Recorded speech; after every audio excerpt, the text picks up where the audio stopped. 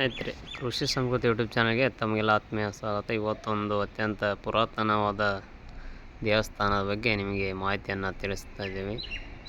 ನೋಡಿ, ಇದು ಹೊಯ್ಸಳರ ಕಾಲದಲ್ಲಿ ನಿರ್ಮಾಣ ಆಗಿರ್ತಕ್ಕಂತಹ ಕಲ್ಲೇದೇವಪುರ ಕಲ್ಲೇಶ್ವರ ದೇವಸ್ಥಾನ.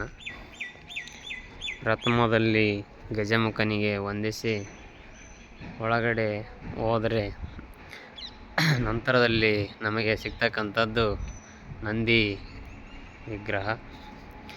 ಈ ನಂದಿ ವಿಶೇಷ ಏನಂದರೆ ಬಲಗಡೆಗೆ ಮೊಲ್ಕ ಮಾಡಿಕೊಂಡು ನಿಂತಿದ್ದಾನೆ, ಕುಳಿತುಕೊಂಡಿದ್ದಾನೆ. ಸೀದಾ ನೇರವಾಗಿ ಶಿವನಿಗೆ ನೇರವಾಗಿದ್ದಾನೆ. ಕಲ್ಲೇಶ್ವರ ಸ್ವಾಮಿಯ ದೇವಸ್ಥಾನ ಇದು ನೋಡಿ. ಶ್ರೀ ಕ್ಷೇತ್ರ ಕಲ್ಲೇದೇವಪುರ.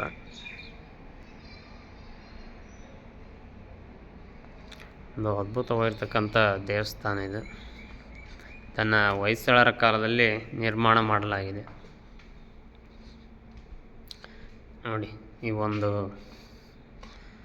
ಮುಖ್ಯ ದ್ವಾರ ಎಷ್ಟೊಂದು ಸುಂದರವಾದ ಚಿತ್ರಕಲೆಗಳಿಂದ ವರ್ಣಿಸಲಾಗಿದೆ.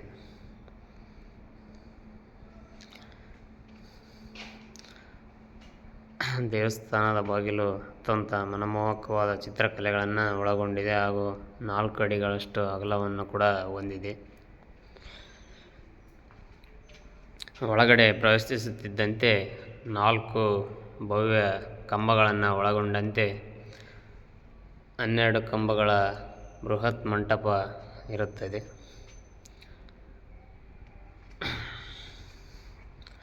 ಇಲ್ಲಿಂದ ಮುಂದೆ ಬಂದರೆ ಬಾಕಲದಲ್ಲಿ ಮೊದಲದಾಗಿ ಪ್ರಥಮ ವಿಘ್ನೇಶ್ವರನ ದರ್ಶನವನ್ನು ಪಡೆಯುತ್ತೇವೆ.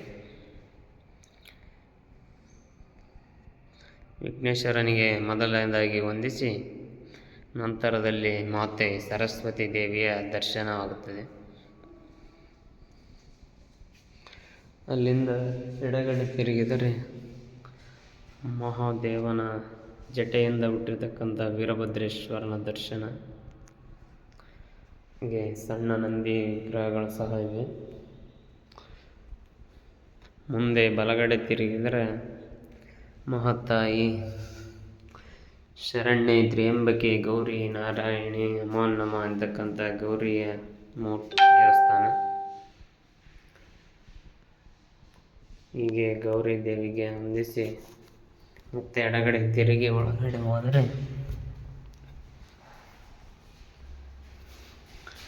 ಶ್ರೀ ಕ್ಷೇತ್ರನಾಥ ಕಲ್ಲೇಶ್ವರ ಸ್ವಾಮಿಯ ದಿವ್ಯ ಸಾನ್ನಿಧ್ಯ ಹಾಗೂ ಇಲ್ಲಿ ಒಂದು 4 ದಿವ್ಯ ಕಂಬಗಳ ಮಂಟಪ, ರಂಗಮಂಟಪ,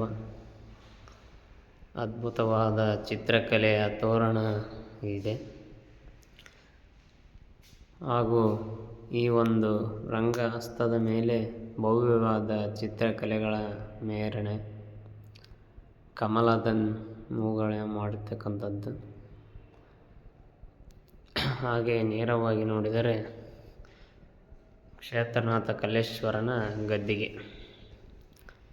ಇದು ನಮ್ಮ ಹೊಯ್ಸಳರ ಕಾಲದಲ್ಲಿ ನಿರ್ಮಾಣವಿರ್ತಕ್ಕಂತಹ ಭವ್ಯವಾದ ದೇವಸ್ಥಾನ.